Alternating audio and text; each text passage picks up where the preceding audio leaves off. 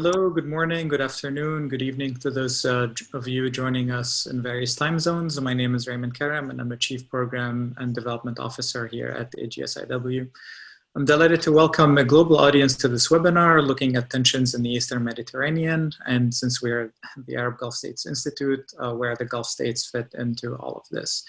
Before we get started, we want to acknowledge the news out of Kuwait with the passing of His Highness Sheikh Sabah Al-Ahmed Sabah. Our thoughts and deep condolences go to the Kuwaiti people and to the people of the region. We'll cover this news more closely in the coming days. But going back to our topic, we want to welcome you again all, and judging by the more than 450 RSVPs we've received for this program, it is evident that today's topic is on a lot of people's minds. We're delighted to have a stellar panel of experts with us to help us navigate through these complex disputes that have overlapped with natural gas discoveries in the region to create a volatile environment. I'll start with Dr. Cinzia Bianco, Gulf Research Fellow at the European Council on Foreign Relations, who is joining us from Berlin. Dr. Michael Tanchum, Professor at the University of Navarra and Senior Fellow at the Austrian Institute for European and Security Policy. And Dr. Ali Bakir, Political Analyst based in Ankara. I will share with you shortly the link to their full bios on our website. Moderating the session today is AGSIW Senior Resident Scholar Hussein Ibish, who, along with some of our speakers today, has been one of the first analysts to highlight these emerging conflicts. Before we get started, I'd like to remind you all that this webinar is being recorded and will be made available on our website tomorrow. Also, a reminder to our audience, you are in listen-only mode, but you will be able to ask your questions through the Q&A function in Zoom, or you can also email us at info@agsiw.org or tag us on Twitter at Gulf States Inst. With that, Hussein, over to you. Thank you so much, Raymond, and thanks to everybody online for joining us. And the COVID era, the pandemic has been really kind of devastating in many ways, but one of the upsides is I'm getting my dream panels time and time again. And, everyone who works with me closely knows I've been totally obsessed with this issue for about a year and a half. And when I first started saying this was kind of central to Gulf politics, people would look at me as if I was some kind of mental patient. But I think it's become clearer over time that it is very important, not just the Eastern Mediterranean and Europe and the countries like Turkey and Greece, Cyprus, Egypt, but also in the Gulf. And that's sort of what we want to do today, is to describe the contours of this extremely complicated web of challenges and competing interests and different alliances and claims, and then try to look at how countries as far afield as the Gulf Arab states, most obviously the UAE and Qatar, but others too, have been kind of drawn into and affected by this set of issues. We have a complicated task, but we have my dream panel, which is just like we did when we looked at the UAE-Israel normalization process. So I'm really grateful to Michael, to Ali, and to Cinzia for joining us, because anyone who follows the daily conversation on Twitter and the papers and articles that have been written knows that these are probably the three very finest writers who deal with the meat and potatoes of this issue anywhere in the world. So I'm kind of totally thrilled that they could join us today. Let me try the thankless and impossible task of kind of giving some background before we start our conversation among the three of them. And they'll bring very different perspectives, which is great. That's exactly what we want. After about 45 minutes or a little less than an hour, we'll bring you in. If the audience could use the Q&A function to send your questions in writing to me, I will put them to the panel. But as I say, a bit later on in our conversation. So over the past 5 years, what had been localized and some marginally globally relevant disputes in the Eastern Mediterranean over maritime boundaries and natural resources have grown and metastasized into one of the biggest and most complex evolving international crises. And as I was saying before, it reaches far enough afield to draw in not just global powers like the United States, but also Gulf Arab countries, the UAE, Qatar, etc., and others. So when this transformation of the local into the global began was really in 2015, when an Italian company discovered a massive natural gas field offshore in Egyptian territorial waters, which kicked off a regional, first of all, regional competition to control the exploitation and distribution of these resources, and a hunt regionally for major exportable amounts of this valuable natural commodity by countries that have not traditionally enjoyed large amounts of exportable natural commodities. So it's, you know, and that's the lottery, right? Now, obviously, that produces a lot of competition. Greece and Cyprus led the effort to create a consortium of countries trying to join with Egypt, Israel, Jordan, even the Palestinian Authority and others, into a kind of a bloc. Turkey has felt very excluded and hemmed in by these claims and these assertions and this alliance, and has become increasingly assertive of its role and prerogatives in the Eastern Mediterranean, particularly in conjunction with the GNA government in Libya, its close allies, the Tripoli government, that is, because of course there are at least two competing authorities in Libya, as you know.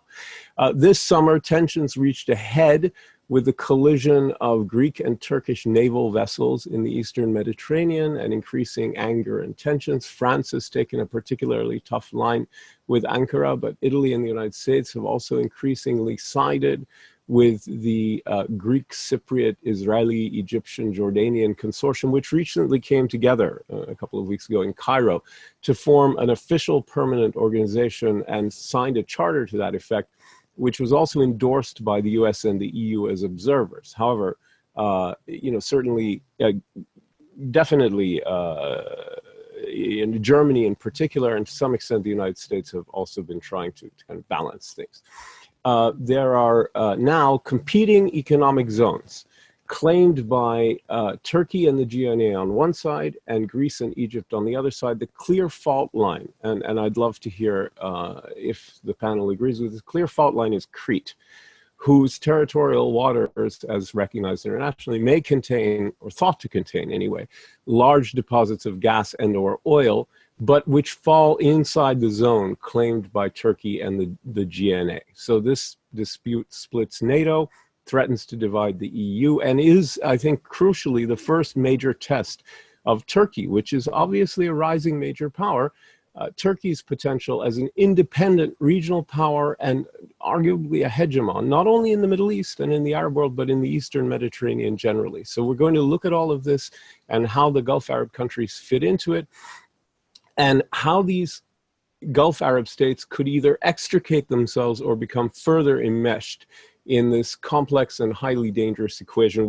I haven't even used the word ideology, but that's obviously a factor for both the UAE and Qatar, who find themselves on opposite sides, as the Libyan imbroglio demonstrates. So that's enough from me. I don't know if that was more confusing or more helpful, but it was my lame effort to kind of lay out the map of an impossibly complicated landscape. Let me begin by asking Michael to give us his view of where things stand, and then we'll bring in Ali and Cinzia and take That's it. very kind of you, Hussein. First of all, hello to both all of you and everyone who's listening. First of all, I'd like to wish each of you and everyone who's watching that you and your loved ones stay safe and healthy during these challenging times of coronavirus. And I'd like to thank the Arab Gulf States Institute for having me with such esteemed colleagues. I'd like to modify slightly what Hussein said and give you the way, very quickly, how I see the geopolitics of the Mediterranean, because the Mediterranean is also part of the Eastern Mediterranean is part of the big Mediterranean Great Game. So the one thing I'd like to say is, in terms of the consortium of producers in the East Med, Egypt has been really pushing this. Hussein said it was Greece and Cyprus. They have been very much involved. Greece is not currently a producer yet, but Egypt, and then Italy. Eni, the company, is not just a company, it's Italy's largest company. and it is de facto controlled by the Italian government. Italian government owns a 30% share. On Eni's website, they actually say that they are under the de facto control of the Italian government. So this is beyond dispute. The Mediterranean, as I wrote in a recent article for the Elcano Institute in Spain, is a game of four. Yeah. The four largest countries in order: Egypt, Turkey, France, and Italy. These countries compose over half the population of the entire Mediterranean basin. They possess the largest armies in the Mediterranean basin. When we think of the Mediterranean as a system as a whole for energy resources, commercial trade routes from Europe, Africa, and the Middle East, it's the now that the US has retreated, it's the scramble for these four that define the contours, as Hussein said. So even though we have players from the outside, like Russia, who has a significant impact, or UAE, that has a significant impact, we've seen both of the impact in Libya, the lines, the fault lines are really among these four, that, as I alluded, include business interests. But the lines are very complex. It's not as simple as we see in the news. Right. So let me just finish this, round this out. So obviously the two big East Med players are Turkey and Egypt, and would naturally have some form of rivalry besides ideology, besides the history of post-Arab Spring. It's the energy that brought the local antagonisms between Cyprus and Turkey, Greece and Turkey, maritime boundaries disputes, sovereignty disputes over the divided island of Cyprus, into this international that mapped the fault line of Egypt and Turkey, first of all, and then brought in France and Italy. Italy has deep interests with Egypt. I can go into those details. Then they're also the lead operator in Cyprus. After an incident where Turkey blocked any ship from entering Cypriot waters, Eni partnered with Total. Now, Total is Europe's third largest company, not just energy company. So this brought it all together. But what I want to say, it's not as simple as the Gulf states align UAE with on Egypt's allies and Qatar on Turkey's allies. Just to, we've seen that. We've seen that even with the UAE Air Force exercises. I can talk about the business interests, but on the other side, DP World, and Cinzia will be the first one to tell you that UAE's interests are not the same as DP World's. Right. Not only do they run a port in Cyprus, they run a port in Turkey. UAE also runs a trade surplus with Turkey. Yes. Almost $1 billion. They buy $3.6 billion worth of goods from Turkey. They sell $4.4 billion worth of goods. On the Qatar side, Qatar was the first Gulf state to open an embassy in Cyprus in 2003, long before UAE opened one in 2016. Right. Qatar actually owns a 40% share in Cyprus's Block 10. ExxonMobil owns 60%. That was the third large discovery of Cyprus that made Cyprus an energy player, and that happened in 2019. Yeah, I didn't know that. That's really interesting. And that's the same year that Turkey actually started with its full force with its exploration and drill ships. So it's not as simple. And I then want to offer it to Ali and Cinzia to chime in, and then we bring in more details. I really appreciate you immediately complicating the kind of overly reductive, ridiculously simplistic landscape I painted. And you're absolutely right. And it's more complex than I knew, because I didn't know about Qatar's holdings in Cyprus that you mentioned, but I'm sure there's even more. But let me bring in Ali and complicate it further, and then we'll get the ultimate complications from Cinzia. So yeah, I think Michael killed my. No, but anyway, I'm sure you can. Yes, sure. Yeah. Thank you, Hussein, and thank you, the Arab Gulf States Institute, for inviting me for. Oh, we're so happy to this very timely, actually, panel with such distinguished guests. Let me first to underline two things. First, this is a very complex topic, if not the most complex topic in the world, and it consists of many disputes in one mega conflict. Also, at least 10 countries mainly concerned involved in this issue in the Eastern Mediterranean, and another 10 which is indirectly are involved in a way or another. I a little bit differ from Michael. He said Italy and France as the main players, but I don't see them as the main players because the angle which he discussed rested on the economic side of the business in Eastern Mediterranean. Mm-hmm. The main issue in that region is between Turkey from one side and Greece and Cyprus from another side, and then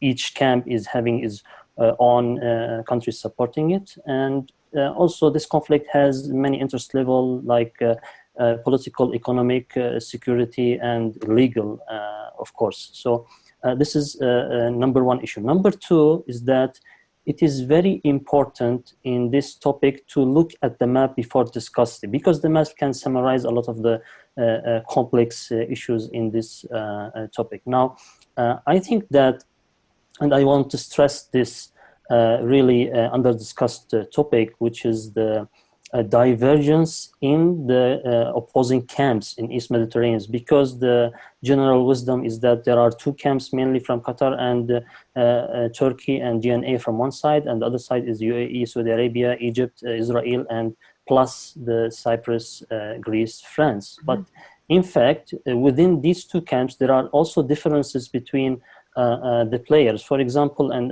quickly I will give two examples. One is Qatar, Turkey. Qatar, as Michael touched on, has good relations with Cyprus and Greece. Qatar also is involved in Block 10 offshore Cyprus with a partnership with ExxonMobil. And Qatar also has the biggest Arab investments in Egypt in the refinery sector, and almost 30% of the investments of the refinery sector in Egypt is Qatari money. So these are running against what is supposed to be Turkish interest in that region. Now, on the other hand, we have the, I would say, and the all the way anti-Turkey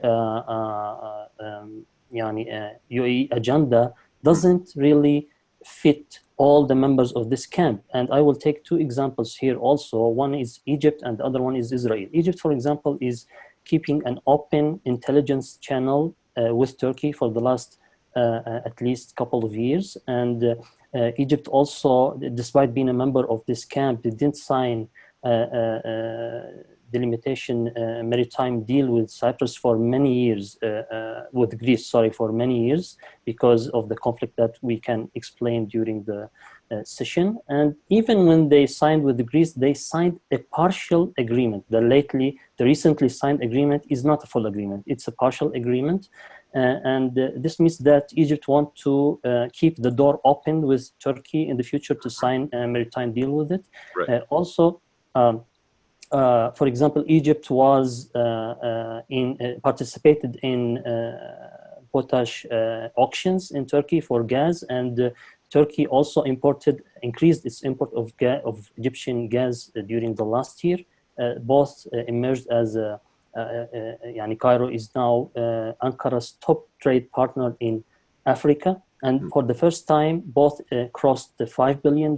This is very important topic. The technical team in the foreign ministry actually and the general intelligence institution, they were trying to convince Sisi of signing a delimitation deal with Turkey because of the obvious interest there, but we can also touch upon this in details later. On the other side, for example, Israel, if you monitor Israeli rhetoric against Turkey, you will not see anti-Turkey rhetoric when it comes to the Eastern Mediterranean issue. Maybe one only statement, and this has a reason, because Turkey and Israel were having talks during the last year regarding the pipeline that might come from Israel to Cyprus to Turkey to Europe. And Israel also knows that the East Med pipeline, which is mainly not economically feasible and might not be accomplished actually, is trying to keep its alternative in case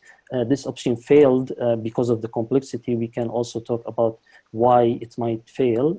So Israel wants the door to be still open with Turkey in this regard. And yeah, I think I will stop here, and we can later maybe.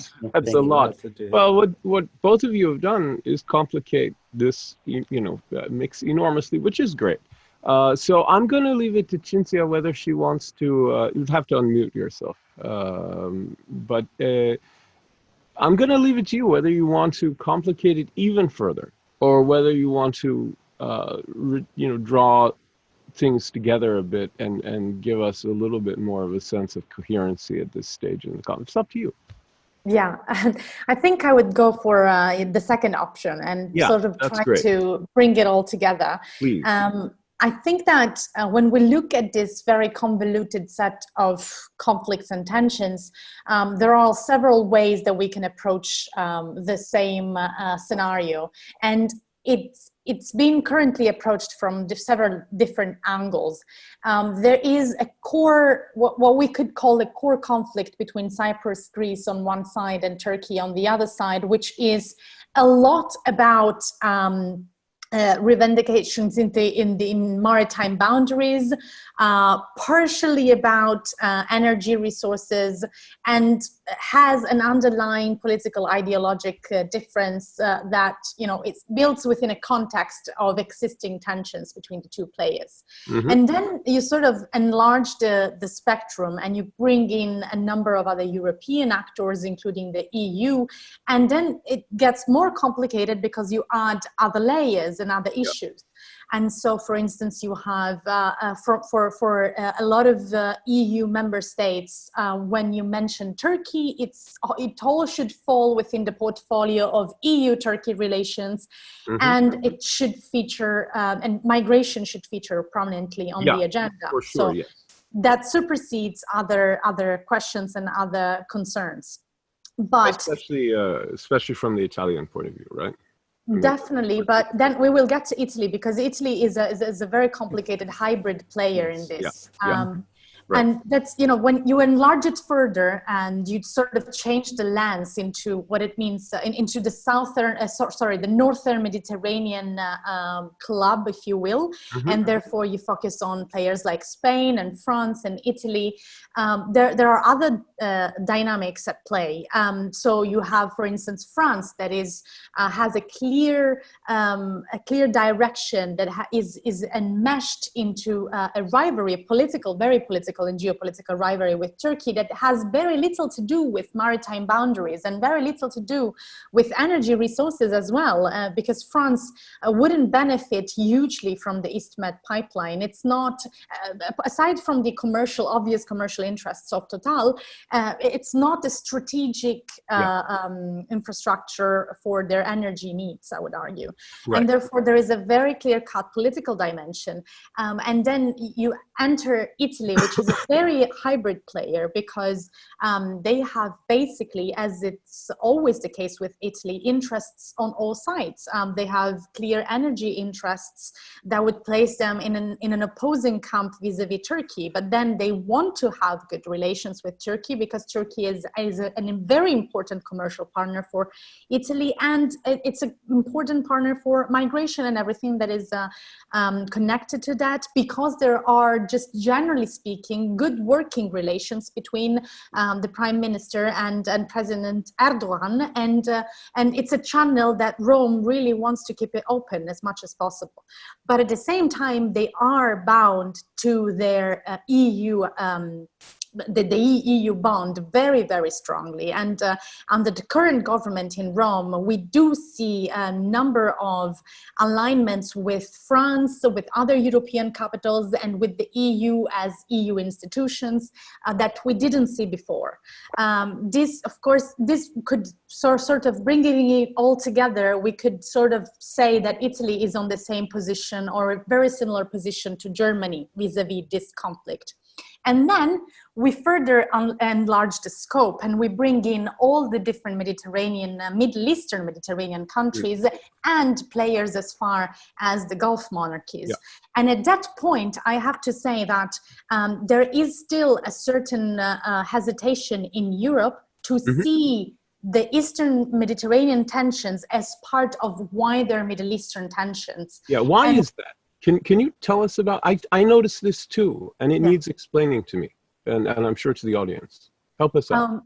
Because I would argue they are very close to the problem. And given that they are so close to the problem, they see all the details and all the different ramifications that to them are obviously just about the core issues, the core dynamics and the core fault lines of maritime boundaries, of energy interests.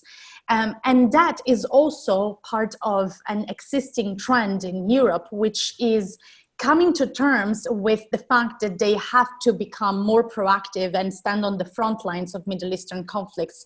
Many European governments are not ready to do that. They are trying to find a way with coping with what some of them see as a retrenchment of the United States from the wider Middle Eastern region. Some of them think it's just a pause, a break of the US from Middle Eastern conflicts, and it will revert to normal, for instance, if Joe Biden gets elected. Therefore, we don't necessarily have to get into the nitty-gritty of the... So it's a kind of wishful thinking, you're saying, basically. Okay. It's a mixture of wishful thinking and the fact that their perspective is inevitably too close up to actually see it in the wider scope. And they still, I mean, they see, of course, France, for instance, sees very clearly that the UAE is a player in this this context, but they do see the UAE as still a marginal player, and in a way they don't have serious concerns that they could be carried away by the UAE and largely speaking regional fault lines. They see that they are able to insulate the different files and the different dossiers, and they think that it makes more sense to approach them separately in order to perhaps solve them diplomatically. And this is it's questionable. We can argue whether...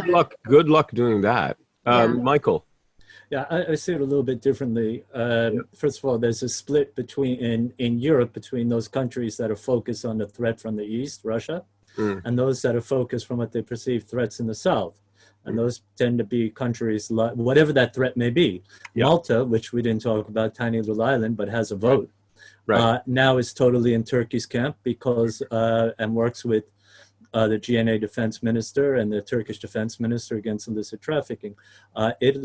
France, which sees Turkey as a systemic competitor, actually has taken UAE as a strategic partner. Obviously, France has a naval base in the UAE, but UAE worked very hard to help change the government in Sudan, which was a benefit, and the whole competition actually goes down to what I call the 19th parallel between Nouakchott, Mauritania, all the way to Suakin in Somalia. So it brings in all the states.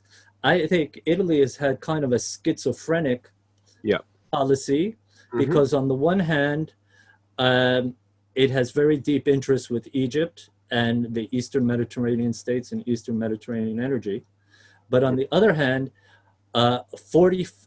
Italy controls 45% of Libya's oil and gas production.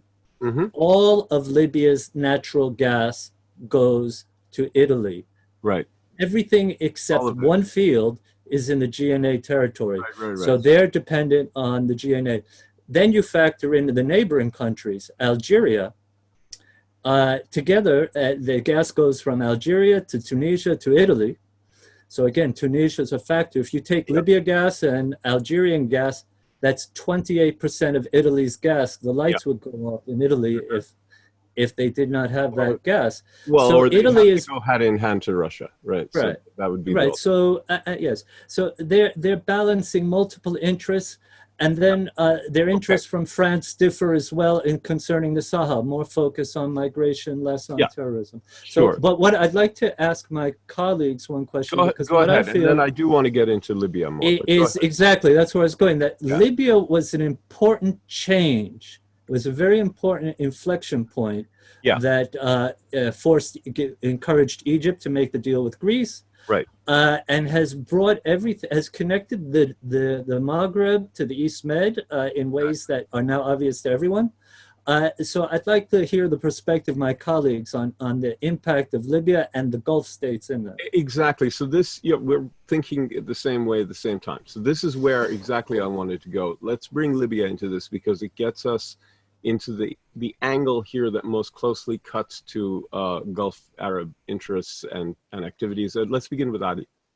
Okay, I would, Yani, if I'm allowed also, I would like to talk about the EU position because I have talked recently with some of the European officials and kind of got what they think about the issue, especially when it comes to Eastern Mediterranean and Libya. But how Libya was involved in this matter, actually, I think that the whole problem in Eastern Mediterranean didn't begin with the Turkey-Libya delimitation deal, as some might assume. It began in 2003. In 2003, Cyprus decided to take a unilateral measure to make a maritime deal with Egypt, then in 2007 with Lebanon, then in 2010 with Israel. Then in 2013, the EU funded a study to see how feasible the East Med pipeline can be from Israel to.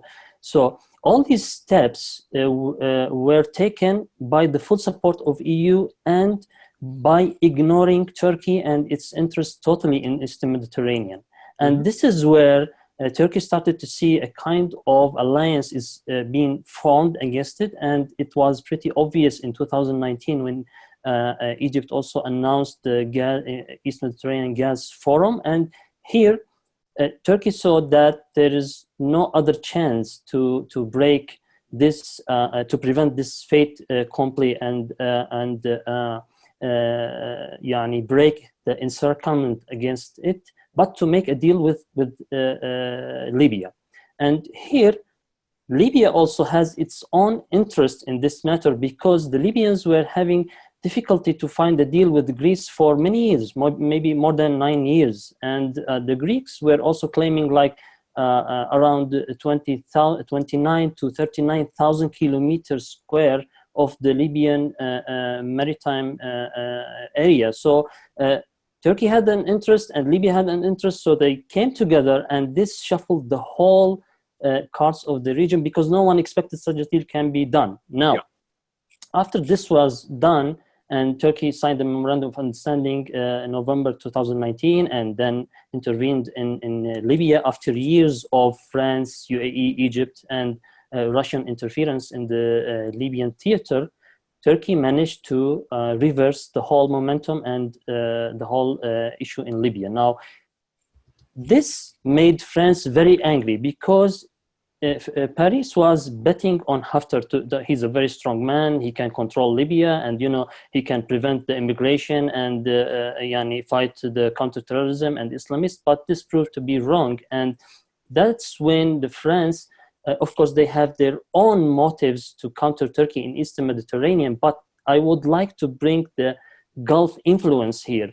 There is a great UAE influence and Saudi Arabia influence on France when it comes to this point. And we have to know that UAE is the top client of the France arms exports, for example. Also, Saudi Arabia is number 3. Egypt emerged during the last 5 years as the second important of French arms. And there is like a kind of financial and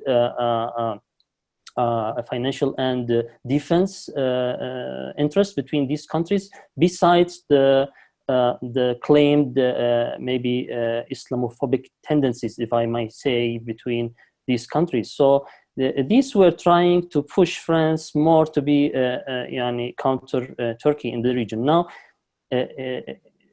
Germany had very different perspective regarding Libya and the Eastern Mediterranean. And actually, for the first time probably in this crisis in Eastern Mediterranean, one European country is doing something really different and really very constructive. And I think that it should be supported till the end, because Germany tried to calm down the situation in Libya, to try also to bridge the gap between Greece and Turkey regarding Eastern Mediterranean, but the effort it was making actually faced French, Greek opposition, and 2 times at least they hindered the German initiatives in this issue. Now, when it comes to Italy, Italy has interest, as Michael and Cinzia also explained, in both camps. So they are putting one foot here and one foot there, and they are trying to balance these interests between the two camps. And also this, they are applying the same strategy inside the EU. But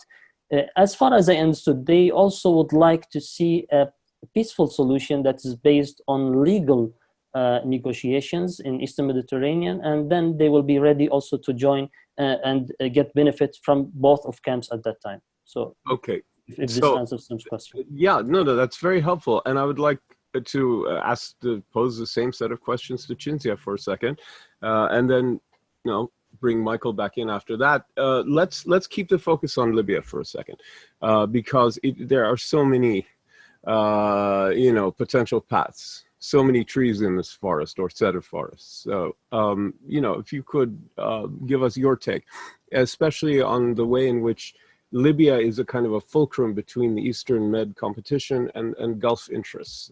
That would be helpful. Yeah. Absolutely, it is a fulcrum. Yep. And I think it also offers us the chance to address a bit more the relations between France and the UAE. I mean, nowhere is clearer than in Libya that there is a genuine convergence of strategic objectives between Paris and Abu Dhabi. So it's much more, there is a perceived convergence, both in Paris and in Abu Dhabi. We can argue whether these perceptions are actually accurate. I would probably say that they aren't.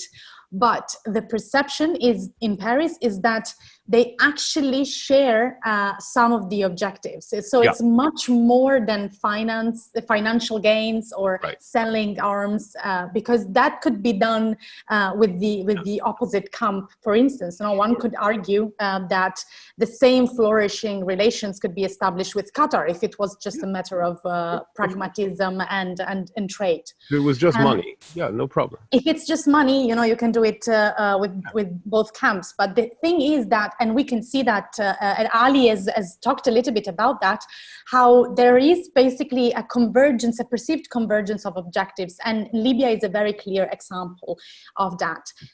For France, the idea of what they see as the Islamist camp gaining a foothold and gaining access to some of the resources and some of the assets that are, for instance, in Libya, which is a resources-rich country, is anathema. So it cannot be accepted. And at the same time, they do need to be able to rely on some sort of military interlocutor or security interlocutor that can also support their efforts in the southern borders of Libya, where they're very invested into counterterrorism and stabilization operations.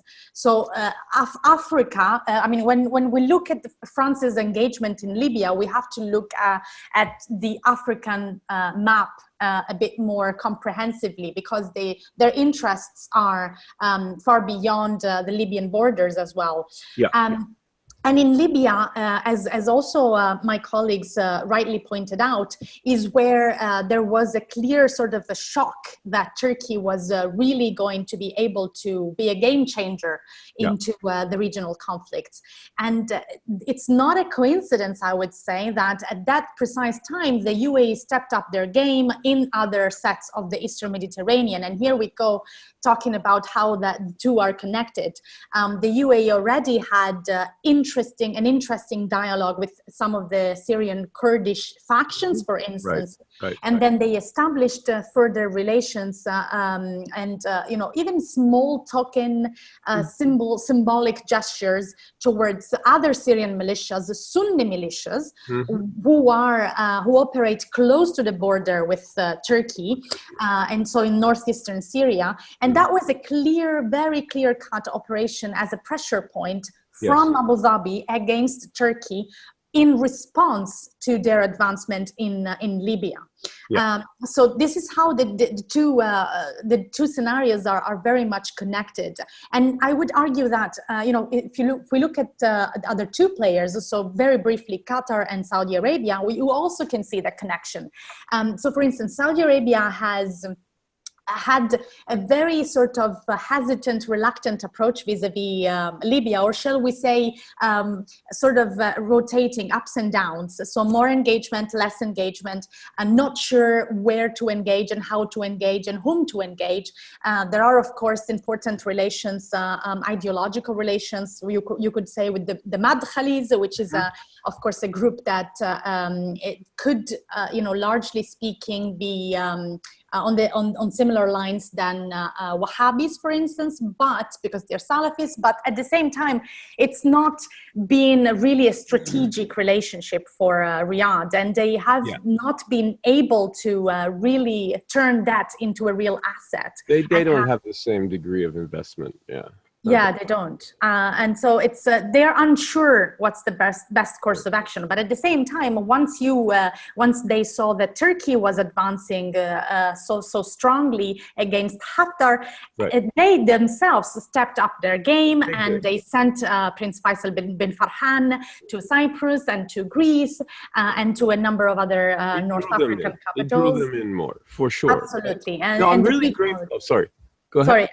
Just quickly, and to Italy, so a number of, sort of reaching out and tasting possibilities. Yeah, I'm really grateful to you for mentioning the connection between events in Libya and events in Syria, because it seemed to me they were kind of like different parts of a nervous system, the way that you could pinch your hand and stop a headache, that kind of thing, or the other way around. I mean, really hard to understand why these things are so, like directly connected, but they were, very strongly. I mean, like cause and effect. So thank you for that. Michael, let's bring you in. And you want to raise something about divergence between UAE and I want to Egypt. pick up on what Ali and Cinzia's in very informed comments. And eventually, sometime, I hope we get to circle back to Cyprus. But of course we will. So the issue of Libya also shows a strategic divergence between the United Arab Emirates and Egypt. Yeah. Egypt is really interested in Barca, Kairanika. They're interested in the eastern half of Libya as a buffer zone. They fought a war with Gaddafi there. As long as leaving ideological things aside, that's their main strategic interest. Yeah. They, as far as I can read it, were not enthusiastic about Haftar's campaign to capture Tripoli, because they had accomplished what they wanted. But the UAE was very insistent, and Ali has suggested that the French, sometimes it's hard to know who's speaking for whom when you listen to the foreign ministers of each country speak. There's a very strong meeting of minds between France and France. For France was not in the last few years not military invested, so it was a very cheap talk for them, and it backfired. But this shows a very important strategic divergence. So, just because there's an alignment of interest doesn't mean that everything is coterminous, that every country matches up. Well, if you're in America, you would say inch for inch. And then on the Africa point, which I alluded to when I talked about the Sudan, there's a stretch, it's the Sahel. France spends, on Operation Barkhane, which succeeded the operation that kicked out the precursor to ISIS from Mali in 2013, they spent $750 million a year just on that operation in 5 of the G5 Sahel countries that go all the way across east to west, and then you have Sudan makes 6. But in those 5 countries, if you take France's operations in Africa as total, they spend $1 billion a year. And Cinzia is right, because most of the European countries don't see that as their fight. And France, not getting what it needs often from the EU, will turn to Saudi Arabia and the United Arab Emirates. They have common cause, like I said, all the way across. I wrote an article for Inside Turkey in which I explained this. That was a really good one, by the way. It's in the current edition. Yeah. I have a webinar tomorrow. Sorry to plug. No, I loved it. Else. I thought it was terrific. So France, and don't forget, France has a base in Djibouti. Right. Turkey needs to go through the Red Sea to get to Qatar. Turkey has its largest base outside of Anatolia. It's a military training facility in the Horn of Africa, in Somalia. So this goes all the way across east to west. Yeah. France, UAE are very deep in Mauritania. Morocco is playing its own game. So Ali mentioned the number of countries. So this is a big fight. So now we see Italy sent 500 troops to Niger to help France. Yep. This is very important. The Italy-France negotiations are over a wide geography, just like Turkey recently signed a military training agreement with Niger. For the geography, Niger is directly south of Libya, and it's part of that stretch. Right? So the game is, so from my perspective, a geopolitical perspective, the southern border of the Mediterranean is somewhere in the Sahel. It is there, and so all the Maghreb countries are part of this, and the UAE is part of it. And just to show you, we talked about the Zohr field discovered in 2015, and then the energy coming together starting 2016. 2010 to 2016, in the run-up to that, Turkey opened 26 embassies in Africa. Right. Turkey has put a big push in Africa in places like Senegal, where France has a permanent military base, Gabon, where France has a permanent military base. So France feels like Turkey's in its face. And you can see that if you watch Turkish media, it's obvious. So then France goes into Turkey's backyard, as it were. I put that in quotes. I don't want to get any bad mail from my Greek and Cypriot friends. To take it to Turkey, where they feel Turkey has a vital interest at stake. So when we look at the map of how it's not just the European players, but we have to understand that the Gulf players are all over this map as well, especially if you look at their investments. Both investments and political diplomatic engagement. Yes. Almost everywhere you mentioned, there's some Gulf push to be there too. Yeah, so this is where I think this is a wonderful webinar, because the Gulf players are not minor or insignificant players, in my opinion. Weirdly not. Yeah. No. Okay, so here's what I want to do. I want to get Ali's take on Turkey's initiatives in Africa, but before that, I'd like to ask Cinzia whether the EU is more, and then by the way, after we do that, I'm going to start bringing in questions, because they're great, and I want to do that. But I want to just quickly ask Cinzia, is the EU, and maybe this is not so quick, are the EU states, particularly Italy and France, more divided on these issues or more united? I mean, is there really a big rift, or is it just totally manageable and they're more on the same page or not? And then I'm going to go to Ali and hear about Turkey and Turkey's initiative. So I'll try to be brief. I would say, sorry. No, it's okay. But I mean, of course, when one looks at Europe, especially as a geopolitical actor, the first big buzzword is disunity. And that's, it's an obvious question. But because the assumption is total unity. And that's ridiculous, obviously. Yes. That's also a great point. The assumption is also a way too optimistic, perhaps. But anyways, I would say that we should, and it should start with us.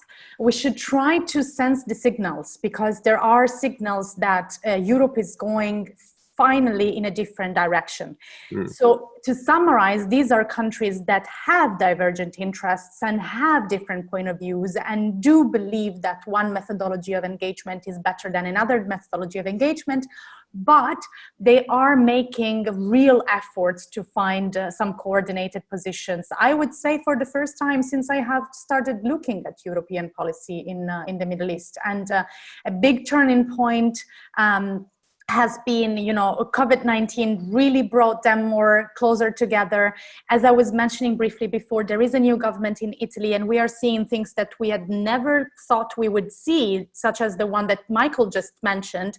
Mm-hmm. I mean, for Italy to send troops to Niger to help to support France's operations, believe me, it's not an easy choice. It's not a choice that Rome makes easily. To say anywhere that they commit troops. It's a big commitment for them, even if it's a small number. Right. So, I mean, whether they would succeed in bringing all these different perspectives together, I still don't know.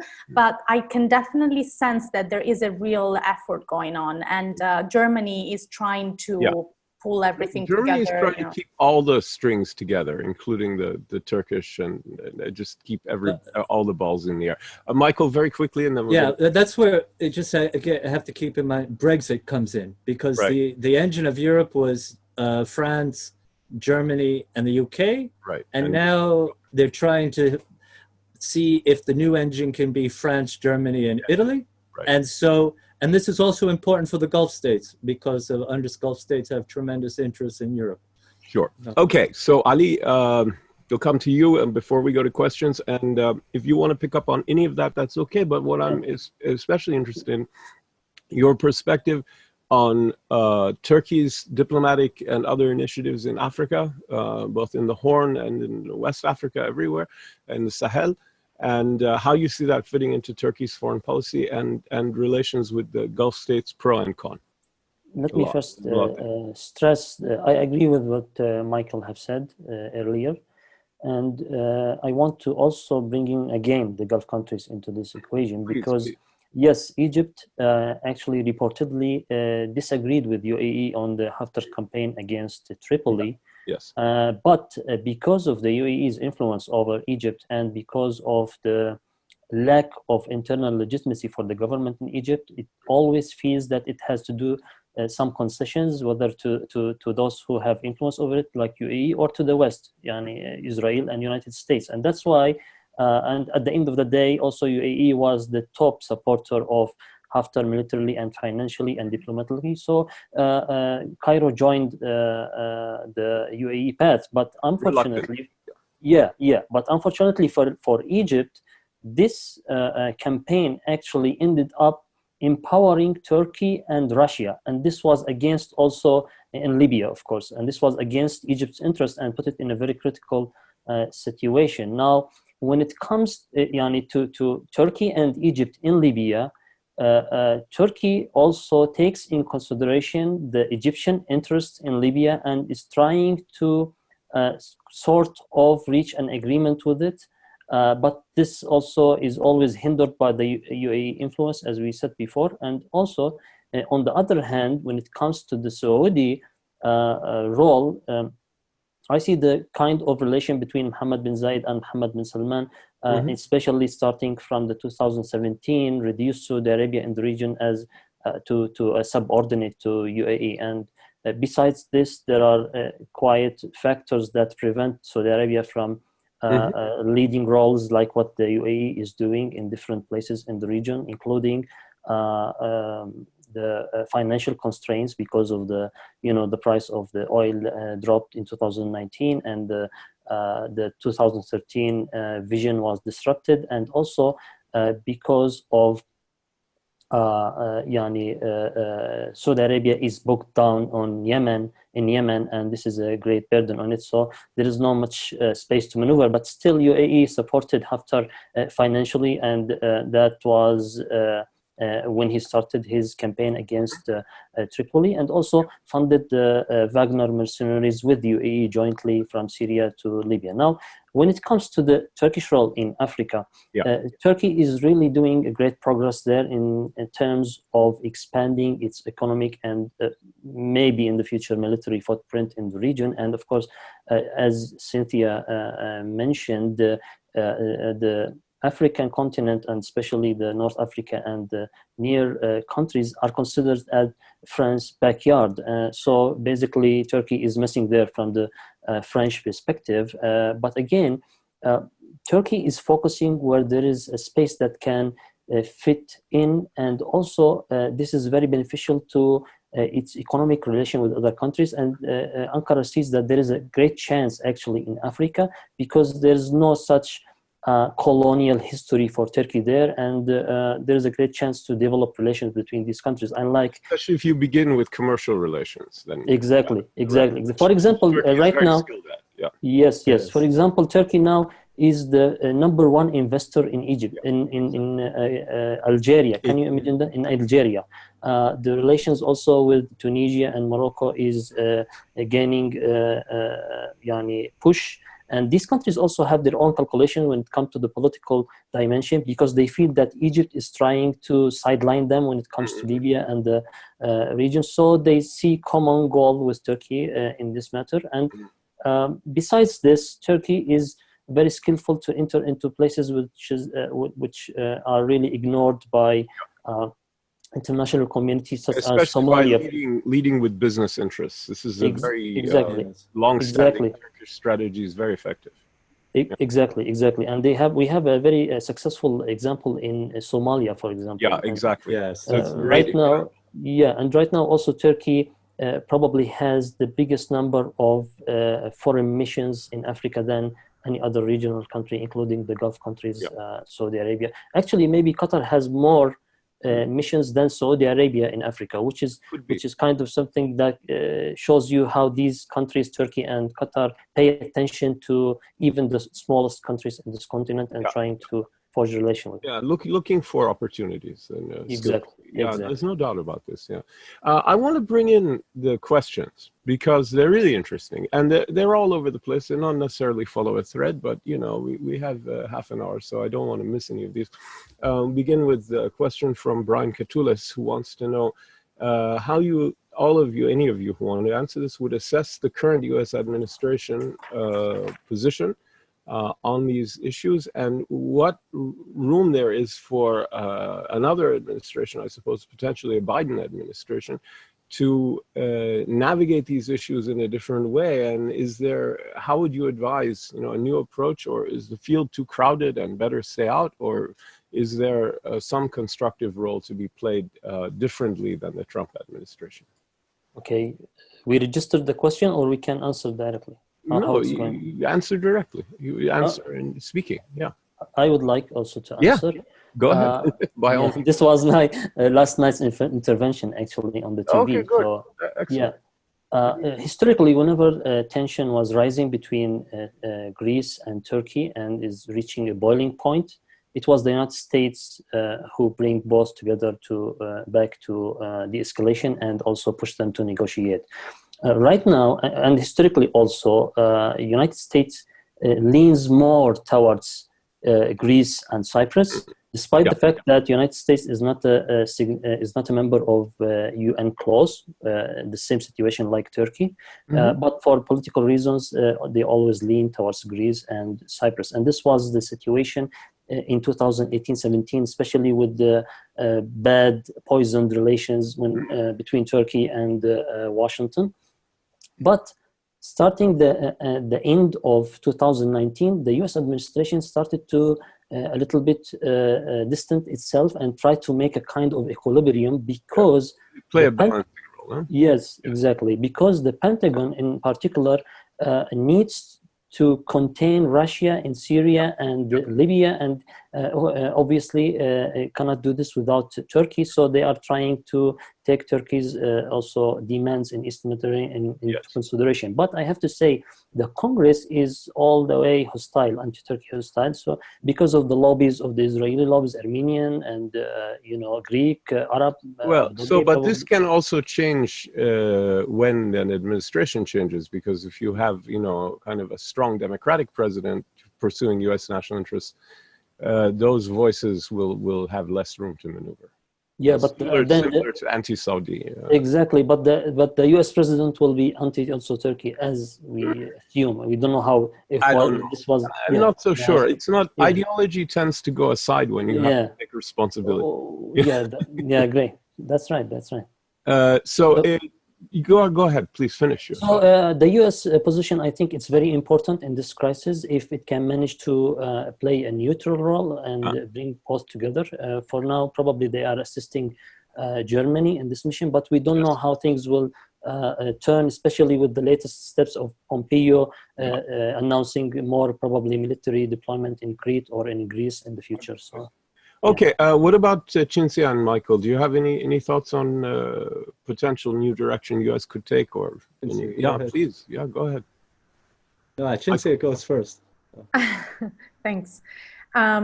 Right, I tend to agree with you, Hussein, thinking that in a different US administration, in this case a Biden administration, would probably have a very pragmatic approach to this and very traditional approach to this conflict, in the sense that sort of try to bring everybody back under the NATO umbrella.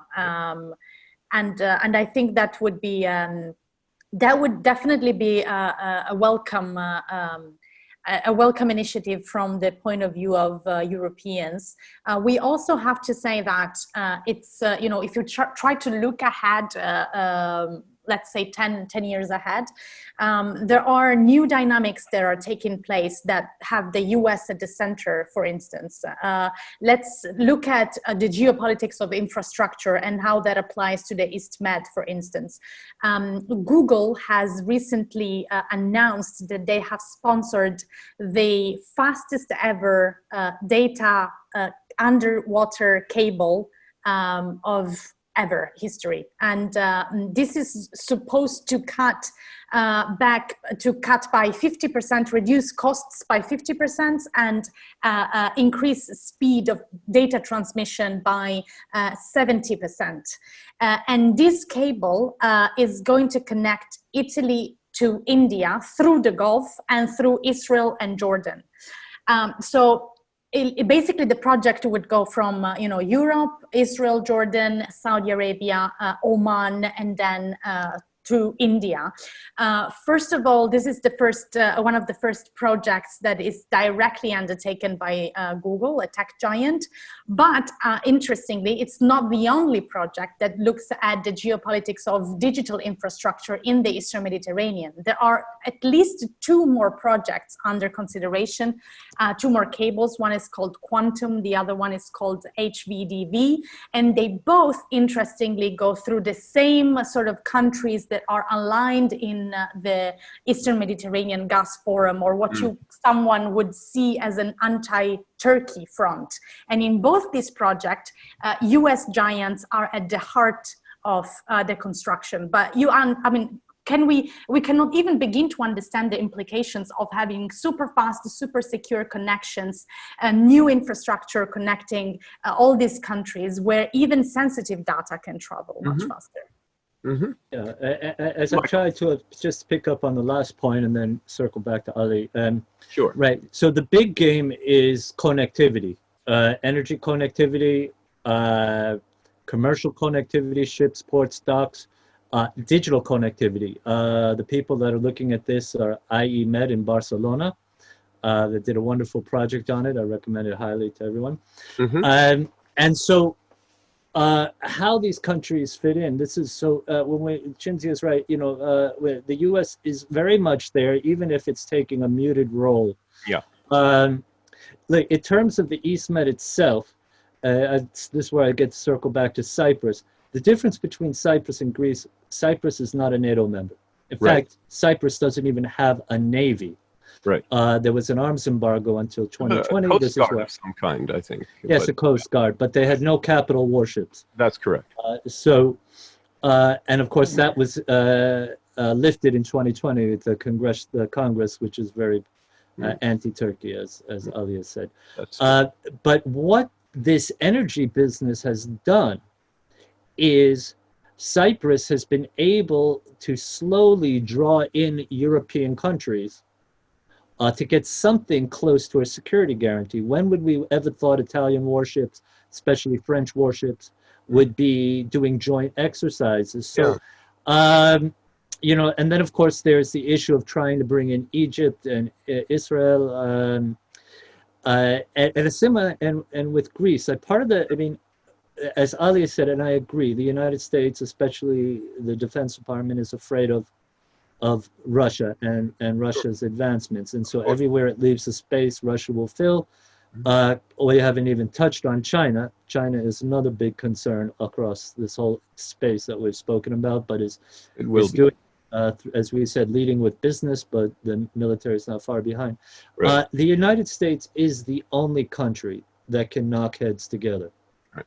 Now, right now, they're choosing to do it maybe behind the scenes with letting Germany take a constructive diplomatic lead. But at the end of the day, if anybody can do anything, it is only the United States if it chooses to do so. So that's a helpful hint for the next administration if it's a different one. Yossi Alfer wants us to talk about the prospect of an Israeli-Lebanese agreement on the EEZ line for drilling, right? And also the prospect, just to make things simpler, also the prospect of Syria-Russia finding energy resources in the Med off the Syrian coast, I suppose, and wants to know how the Gulf countries might fit into that picture. So let me begin. I mean, you mentioned Israel, Michael, so why don't you just pick it up and then we'll go around. I thought Lebanon was Ali's purview.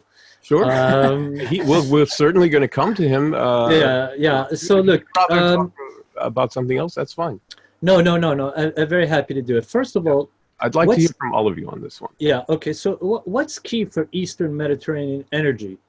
And I want to put in, it's not just gas, it's electricity, because it would be more efficient often to take the gas, generate power locally, and transmit it. So we're talking about electric cables, grid interconnections. Right. So, but what is here?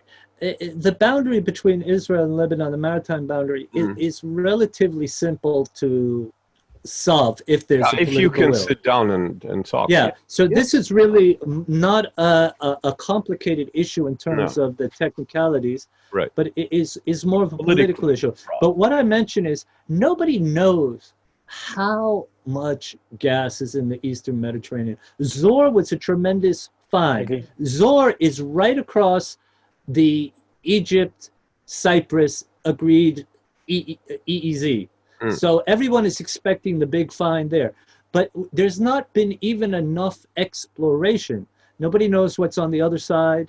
But the reservoir rock crosses boundaries. You know, gas molecules do not have passports. This is one of my taglines. Right. So, so the key is investment. Part of the effect of tensions, it suppresses investment, which is a great strategy for Turkey, as long as it doesn't feel like it's getting a piece of the pie, or the Cyprus issue. It's a spoiler strategy, right? Yes. So the East Med Gas Forum, by promoting cooperation and promoting investment, could be very beneficial for Lebanon. I know that many segments in Lebanon were taken aback by the actual formation of the East Med Gas Forum, and that Lebanon was excluded. Yes. So, so given everything that's happening also with the Gulf states, and I think this also raises possibilities for Syria. But again, on the Russian role, Russia has its fingers in every country in the Eastern Mediterranean. You go around from Turkey to Syria to Israel to Egypt. Everywhere. Yeah. Right. So there, this is part of what drew the U.S. in. So when we talk about the Zohr field, Rosneft is a 30% stakeholder in that field. Yep. So Russia is a player in this. And again, my opinion is has to be brought in a constructive way, or else it will also play the spoiler role. But Syria is definitely a possibility for finding gas, as well as Lebanon. All right, let's go to Ali on the Lebanese side of this, and if you want any other aspect, and then we'll come to Cinzia. Yeah, actually, the Lebanese case proves the Turkish logic in Eastern Mediterranean, because Turkey is saying no one should be excluded in this region. I mean, all countries, all states should be involved, and all have their fair shares from the resources in the region. And as Michael also said, this is a very complicated region and needs a lot of investment. That's why I said earlier that the East Med pipeline is economically not feasible. It's very expensive, $6 to $10 billion. And besides, it passes through the Turkey-Libya agreement, and anytime it can be cut. So in order for every country to benefit from this, they have all to join in. Now, not only Turkey was excluded from the Gulf Forum and also the Turkish Cypriots, but the Lebanese also. And we know Lebanon and Israel have a problem because, again, of the 2003 Cyprus unilateral measure. That was, yes, this was, as I said before, this was the trigger of the crisis in Eastern Mediterranean, supported by EU. So now they have a problem, and for some time, actually 1.5 years, the US was trying to mediate between Israel and Lebanon in this issue, and they scored progress in these negotiations. And now, a few days ago, they declared that actually Israel and Lebanon might have direct talk in this regard. And there's serious talk about that. Yeah, and direct. And this is actually an important note. Why? Because also it means that Hezbollah and Iran most probably gave a green light for such they step. would have to. And and you may know also this kind of may have indirect talk between Iran and the United States in this matter. So this is the issue of Lebanon. Now, when it comes to Russia, as Michael said, Russia is everywhere in the region, although it is not under the radar because it's not making visible steps in this regard. But Russia's interest is to try to monitor what's happening and put control over the valves in the region, because as we know, it's the number one reserves and gas reserve in the world, and it's the main exporter of gas to Europe, and doesn't want any gas to hinder its position or to try to undermine its leverage. This is all a competition for Russia. This is a serious economic. And by the way, and this is my final point. Sorry for taking so much time. No, it's fine. There is one point of view that says both Russia and United States actually do not have interest to let an agreement happens in Eastern Mediterranean that allows gas to flow into Europe, because such scenario would undermine even the U.S. or gas exports going to Europe, which is increasing in the last. That's a pretty cynical point of view, but who knows? That gas is also going to Turkey, Ali. It's not illogical. It's just Cinzia. I'm just saying it. It's not mine. No, I understand that. You're saying it's a perspective, right? Yeah. And I can't tell you it's completely false. It's very cynical, which means it's probably true. Cinzia, how about you? What do you think about these two issues, the Israeli-Lebanese and the Syrian-Russian potential thing, which is very speculative? Right. I think what I can contribute to the Lebanese angle is just to invite everyone to sit back and just look at what's going on in Lebanon. I mean, there is a political game ongoing, and I think that's definitely going to have an impact on how they interact in the region, in the Eastern Med with Israel, and this is also why this is one of the reasons why there is a prominent French interest in Lebanon, and Emmanuel Macron has been everywhere, because he wants to make sure that not only that there is a sustainable government in Lebanon, but also and one that possibly doesn't allow the port to blow up off of the city, but also that you have an interlocutor in Lebanese politics. And here again, I would like to bring in the Gulf countries, because this is remarkably close to what the UAE would like to see in Lebanon, because what they want to see is different from what the Saudis would like to see. Of course, the UAE does not like Hezbollah one bit, but at the same time, they have a more pragmatic approach than Riyadh has vis-a-vis. You can see it in Syria, exactly the same. Exactly, you see that in Syria, and I would argue that if you look hard enough, you can see the same going on behind the scenes in Iraq, for instance. Oh, definitely. They are much more pragmatic to engage with a number of Shia bodies, and they can find a formula vis-a-vis the Lebanese situation as well. And on the other side, you do have Qatar, which has played a significant role in the midst of the COVID-19 crisis a few months ago. It went a bit unnoticed, but one of the biggest contribution that Qatar gave was to Lebanon. And we're talking not only medical supplies, we're talking financial support to try and keep afloat countries that is basically very close to being bankrupted. So it's I think that, you know, if we want to again refocus on the Gulf countries as well, and we look at Lebanon, there is a lot of politics going on, which would impact how they interact and what place they. And that's potentially why part of the reason why they were initially excluded by the Eastern Mediterranean Gas Forum is that they are politically ambiguous, if you wish, as a weird beast to engage. The Russian angle. Can I add one thing before you go to Russia? Yes, sure. There's an additional layer to this, which is it looks to me and to some others as if Macron is really using Lebanon as a kind of way of engaging Iran in dialogue and of doing some sort of equation exchange with the Iranians.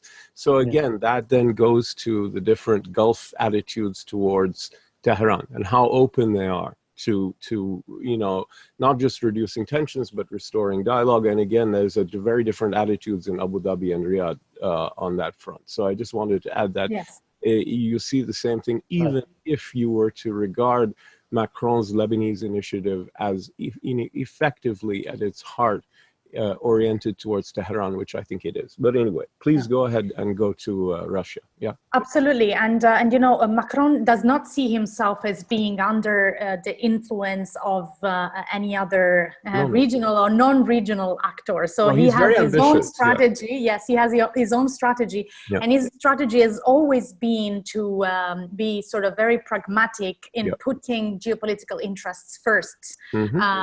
So he's you know.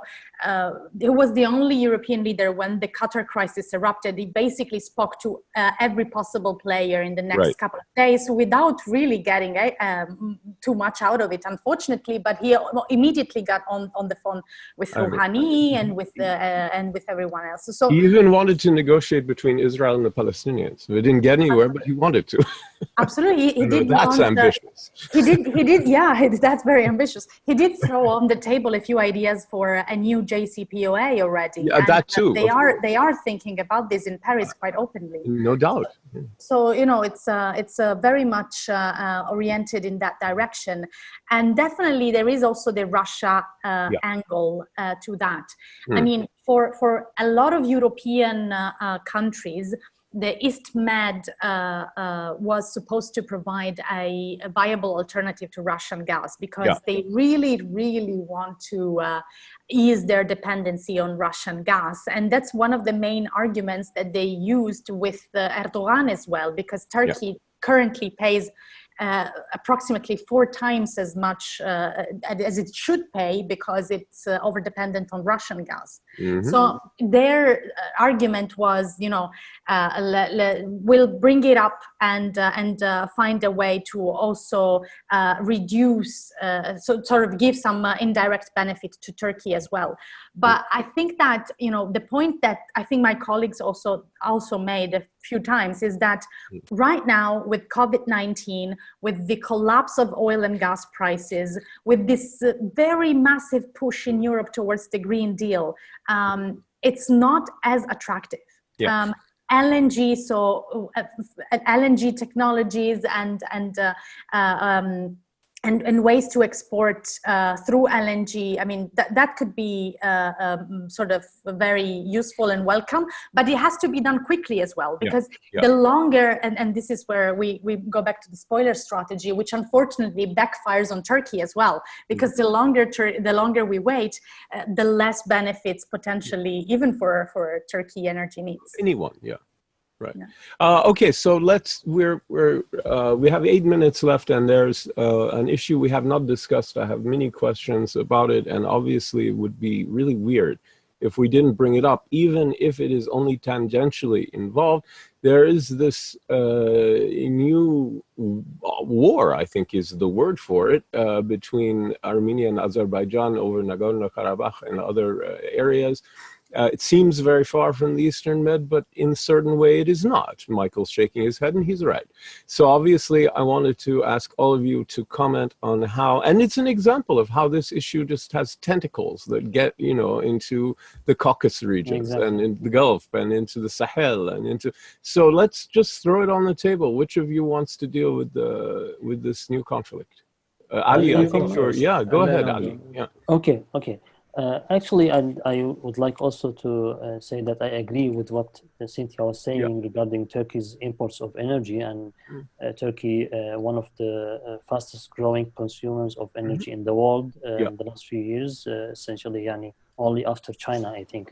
So Turkey have a big burden of energy. It pays $41 billion annually as an energy bill, and this is huge. And also, it depends mainly on Russia and Iran. But in the last few years, the Turkish government was following a diversification of energy resources strategy and also routes. Now, last year, and answering your question, Azerbaijan emerged as #1 gas exporter to Turkey to replace Russia's position in that portfolio. And also, Iran was getting back in the list because #2 was Russia, #3 was Algeria, I think, and #4 was Qatar. So Turkey increased its dependence on the gas coming from Algeria and Qatar and Azerbaijan. And the US.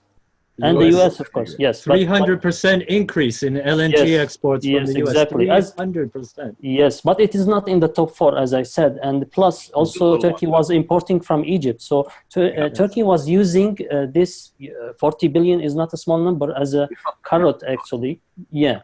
Now, some observers are seeing this conflict, connecting it to gas issue from this perspective. I mean, Russia is bothered that Azerbaijan is becoming #1 in Turkey, and Turkey is having more space to maneuver because it is decreasing the dependence on Russia and Iran and the energy. And also, Baku is sending gas and oil to Europe. So this is not very comfortable to Russia and Iran, and that's why they are trying to use Armenia against Azerbaijan and Turkey. We know that Iran also historically allies with Armenia against Azerbaijan. So this is one perspective to explain the issue. Now, there is another perspective which says that Turkey is trying to provoke another conflict in the region, and this is very popular in the West, actually. Yeah, I've heard that a lot. Yeah, but I honestly don't agree with it because, in fact, it can be the opposite. I mean, probably Russia is trying to open a front to undermine Turkey's position in Libya and Syria. Now, yes, but this is the most probable because the things are escalating in Syria lately. If we both didn't agree, didn't reach an agreement, I mean, in the last negotiation settled. So it's a very complicated issue, but I think it has many angles of explanation, as I said. Michael, do you think it might be both? Yeah, I do think it's both. I think also on the theme of our discussion now, it also shows the ambiguous position of the Gulf states, because if we look at Azerbaijan has a very close strategic relationship with Israel and with Turkey. And the Gulf states, in a kind of a reflex response, a lot of them are siding with Armenia, at least certain segments. And of course, Greece and Cyprus are strongly siding with Armenia. So we see, again, that the puzzle is very complicated. If you follow this, they're also, look, the Southern Gas Corridor is the first pipeline that takes gas from the Caspian, which, aside from the Persian Gulf, is where most of the gas is in this hemisphere. And it brings it to Europe via Turkey, the huge Tana pipeline that Azerbaijan owns. And then, of course, to the TAP pipeline, which was supposed to come online, and that's what brings the gas from Greece to Albania to Italy. Now, even earlier in the summer, outside the area of Nagorno-Karabakh, there were tensions very close to that pipeline. Also, Armenia has said it's a red line. If Azerbaijan goes too far, they'll attack the pipeline. They don't have to do something that drastic. We've also seen the Russians do this in Ossetia, South Ossetia, shifting the border, getting very close to those pipelines. So what this means, without belaboring it in all its glorious detail, which I'd be happy to do, is that the Gulf states... We don't have time for the glorious detail. Right. The Gulf states, and I'm not even mentioning Italy, France's role in this. Both members are the Minsk group. But the point is, the Gulf states have gotten into this, and you know, basically they brought Pandora back to the box and opened it up. Because every fault line now, the Gulf states are connected to. Every flashpoint that are now all interconnected, the Gulf states are affected by that, and also players in it, which I think is just an important message to leave the audience with.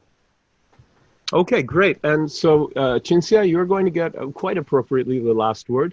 I'd like you to deal with this set of issues in any way you'd like. Take as much time as you want, but that's going to be the conclusion. Okay. So I think we've sort of covered quite a lot and different aspects of it. And I think that I would just like to conclude with a very short thought that may sort of try to bring everything together, which is that we often say to each other that we live in a globalized world, but I don't think we have fully grasped the consequences and the meanings of it. Because sometimes we're still trying to look at different issues and conflicts separately, and we fail to see the connections.